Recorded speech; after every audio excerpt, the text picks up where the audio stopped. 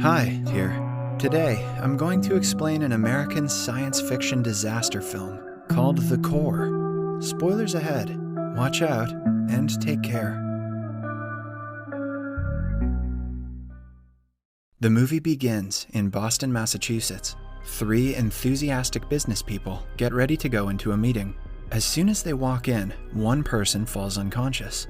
Simultaneously, many people pass out dead throughout the city, and several accidents take place at the same time. Meanwhile, at the University of Chicago, Dr. Joshua "Josh" Keyes is teaching students about sound waves. His lecture is interrupted by two men in black suits who insist he come with them. Josh is confused but agrees anyway. They get him on a jet and bring him to a facility in Washington, where Josh meets his old friend, Dr. Serge Levesque. Serge is a nuclear weapons specialist and was urgently called to the facility. They are taken to a morgue-like place with many dead bodies and are greeted by Lieutenant General Thomas Purcell. The lieutenant informs them that all the dead bodies have the same date and time of death. By the clue, Josh instantly guesses that all of them had pacemakers inserted into their hearts. The duo is here to help them figure out what caused the pacemakers to stop working. The lieutenant assumes that it is the result of an electromagnetic pulse weapon, but Josh assures him that it cannot be possible. Meanwhile, in Trafalgar Square, London, many birds start falling dead on the ground, while others randomly launch at people and buildings. Sometime later, Josh and his coworker friends watch the news about the event on TV. Josh finally realizes that the deaths of the people and the bird attacks might be related to the Earth's magnetic field. He asks his coworker to get a hold of any other similar bizarre events happening around the world. Josh then gets on his computer, hoping that his theory is wrong.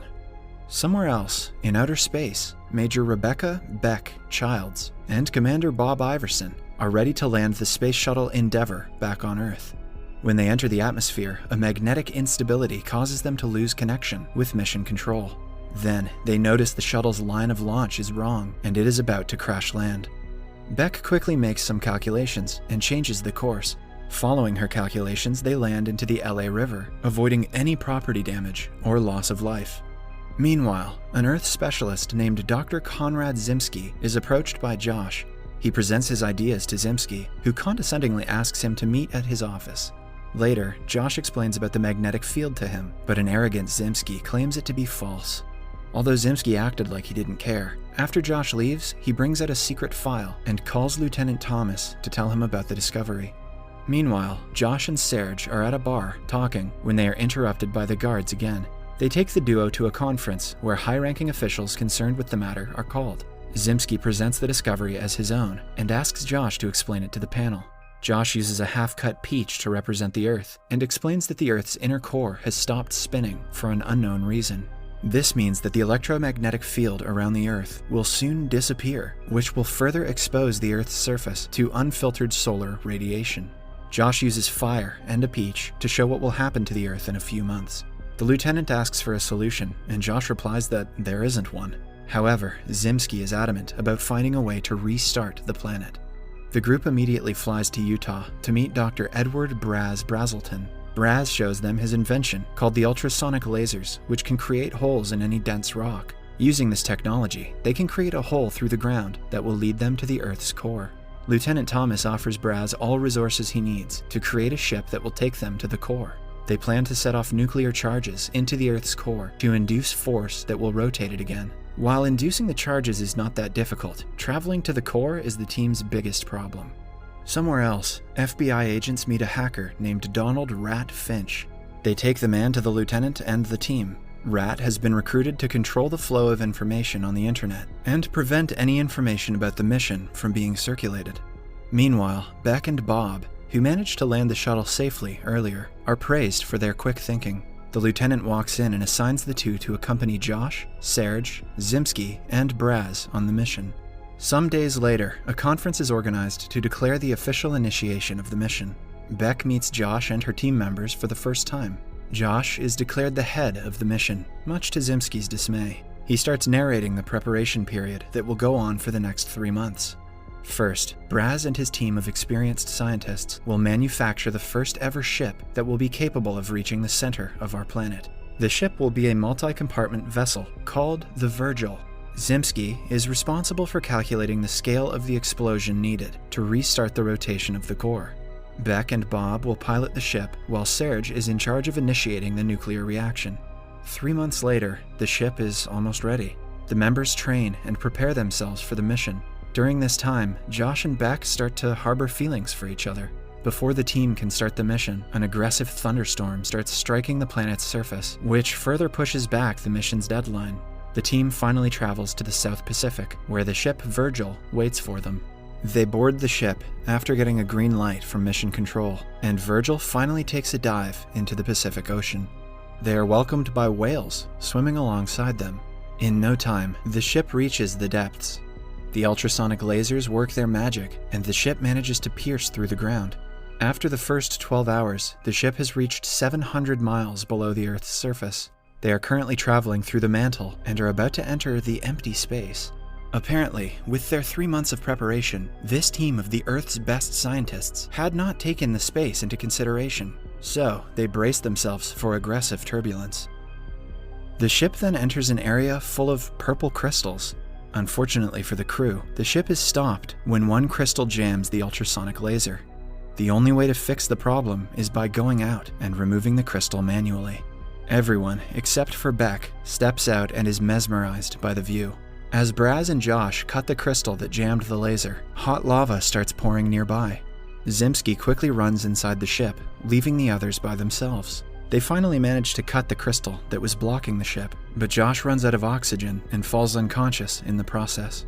Luckily, Serge manages to save his friend's life and brings him inside. Bob is outside, seeing if the laser still works. Beck turns them on, and the two are delighted when it starts working. However, just then, a crystal falls on Bob and punctures his suit. He falls into the hot lava and dies. Beck freezes in shock, seeing her partner fall into a pit of fire. She quickly composes herself and gets on Bob's seat to restart the ship. Virgil dives into the molten lava, narrowly escaping the falling crystals. Josh regains consciousness and is told about Bob. They mourn their teammate's death and are faced with the harsh reality that they can die at any moment in their mission. It is now the second day since the mission started. Josh, Serge, and Braz are in the weapons compartment when suddenly the ship goes through turbulence. Beck advises the group to get out of there, as they will have to eject the compartment to stop the ship from malfunctioning. The three run outside, but Serge realizes that he left his charges and launch codes in the compartment. Without them, they won't be able to initiate the nuclear reactor. He goes inside the compartment and hands Josh the codes, but is locked there in the process. To save him, Josh asks Beck to override the ejection system, but Zimski tells her that the whole ship will have to face the consequences. The life of one person should not put the life of humanity in danger. Hearing this, Beck makes the decision to sacrifice Serge. Eventually, Serge is crushed and the compartment is ejected. Josh cries, watching his friend die through the monitor. Sometime later, the mission control sees that Virgil is about to finally enter the Earth's core. When it does, it goes at a higher speed than they had predicted. Beck believes this is a good thing because they can complete the mission sooner, but Zimski figures out that they will not be able to rotate the core because of the unexpected density. According to him, they should abort the mission and return to the surface, but the group disagrees. Regardless, he informs Mission Control about the situation and tells them they will have to abort. Mission Control puts their backup plan into action. The backup plan is a top-secret project, Destiny, or Deep Earth Seismic Trigger Initiative. The group finds out that Destiny is an old project led by Zimski. It was intended to be used as a weapon by the US. However, when it was first tested, it caused the core's rotation to stop. Hence, Zimski and his team were the reason for the chaos all along, but didn't tell anyone to avoid taking accountability. The scientists believe that using the Destiny can restart the core, but according to Josh, it will only destroy the planet further. The lieutenant is ordered to start the Project Destiny and bring Virgil back, but Josh suggests that they continue with the original plan and asks the lieutenant to launch Destiny only if they fail. However, Zimski retaliates, saying that if they do not get out before Destiny is initiated, they will surely die. On the surface, the lack of an electromagnetic field causes a ripple in the atmosphere. The heat from the sun melts the Golden Gate Bridge and the surrounding area. The team doesn't have long before Project Destiny initiates. Josh manages to contact hacker Rat secretly and tells him to hack into the mainframe and stop Destiny from starting. Josh and Braz try to figure out a way they can restart the core. Zimski suggests they create a ripple effect by changing the time of detonations. They are relieved to see the simulation of the process is a success, but the group knows that the execution will not be as easy. After reaching 2,600 miles inside the surface, they finally enter the innermost core. Zimski suggests they eject each compartment with the nuclear war force, but they will have to modify the ship's gear to make it possible. The only problem is that to modify the gear, someone will have to go inside a tiny compartment where the temperature is extremely high. Basically, whoever goes in will definitely die. They draw straws to decide who will do the task. Braz gets the short straw and accepts his fate. He wears a suit and hugs his members goodbye before going into the compartment. The temperature is extremely high, but Braz's suit protects him temporarily. He successfully modifies the compartment and completes the mission, but unfortunately dies in the process. The group does not have time to mourn his death. Then, Zimski and Josh take the nuclear weapons to each compartment for them to be ejected. Back on the surface, the Destiny project is stopped when Rat hacks the project's simulator. In Virgil, 2 of the compartments are successfully ejected, but when they are at the third one, turbulence hits. The weapon rolls over Zimski's legs, trapping him in the compartment. He asks Josh to run away as he stays behind, waiting for his death. Josh finally completes the mission of ejecting the weapons. Suddenly, the ship stops working, and Josh and Beck sit together, awaiting their last moment. But just then, Josh tells Beck that they can use the heat from the core to restart the ship. Zimski, who is still alive in the compartment, laughs hysterically as the explosion goes off. The series of explosions cause the core to spin again. The mission has finally been completed, and the world is saved. However, Josh and Beck still struggle to save their own lives. They finally manage to restart the ship using the heat from the core, and they kiss in joy. Virgil makes its way to the surface at high speed. However, once they reach the surface, the mission loses its connection with the ship. They see its location and figure it is landing somewhere near Hawaii. When the ship reaches the bottom of the ocean, it stops because of the lack of heat to fuel it. Beck and Josh can do nothing but wait for help.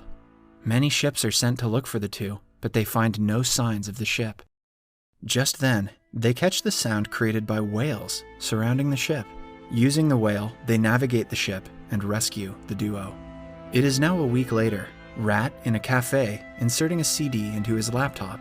He plans to share the whole mission and the crew's bravery with the world. The crew's sacrifice did not go in vain, as people will remember them as heroes who saved the planet Earth. Subscribe for more videos like this, turn on notifications, and leave a like to help the channel out. Thank you for watching.